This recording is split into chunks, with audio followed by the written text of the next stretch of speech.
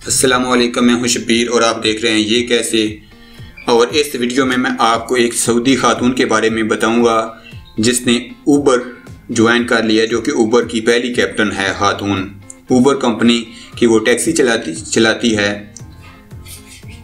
अखलास फरसानी ऊबर से मुंसलिक होने वाली पहली सऊदी खातून बन गई है।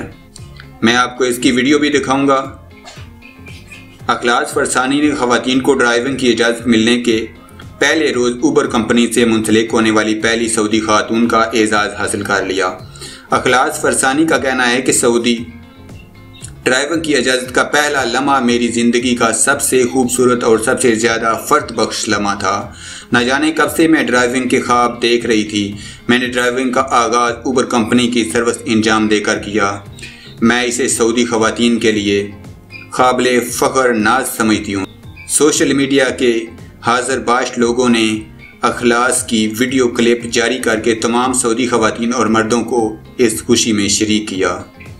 वीडियो क्लिप में देखा जा सकता है कि अखलास ऊबर के ज़रिए एक सवारी को इसकी मंजिल तक पहुंचा रही थी। आप अखलास की वीडियो देखें। أنا بالرياض طلبت أوبر استأذنت منها. السلام عليكم. أنت أوبر؟ عادي الحين السعودية؟ اي تفضل بس لازم تسمع. إن شاء الله. أول شيء مبروك قيادة المرأة السعودية. الله يبارك فيك. شنو شعورك أنت اليوم أوبر؟ والله شعور مرة حلو، مبسوطة يعني اني اجرب هذه التجربة. الله يعطيكم العافية. أنا صراحة سعيد، شيء غريب صراحة. حاطة سناكس اذا تبغى. مشكورة مشكورة. في موية كمان جاهزة. مشكورة والله ما قصرتي. كل انواع التشارجرز حاطة يعني. خوش سيرفس والله. اي 5 ستارز احنا نعطي. يعطيك العافية. خلاص نبدأ. بس عندي سؤال، الحين يبين هني إذا بطلب يبين بنت ولا ولد ولا ما يبين بالابلكيشن؟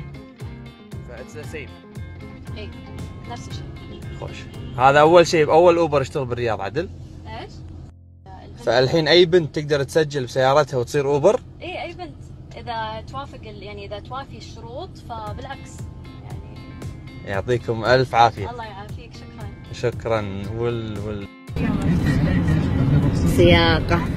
السياقة الناعمة. إن شاء الله والله ندرب عندك أنا وياها يا سعاد. يلا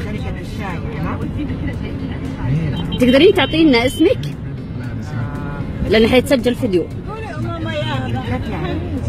سمي تعطيني اسمك لأن يتسجل فيديو راح يرسل لي ملتقى الإعلاميين بجدة إنه أنت أول اليوم أوبر طلعنا معاه.